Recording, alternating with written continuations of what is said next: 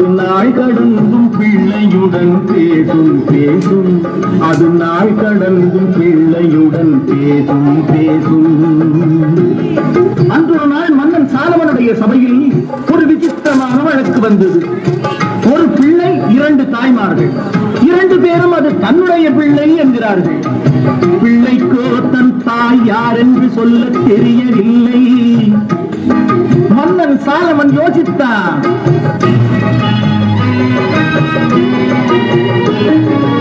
ஒரு தாயார் பல பிள்ளை பெறுவதுண்டு, 2 தாய்க்கு ஒரு பிள்ளை வருவதுண்டோ? அசல் யாரோ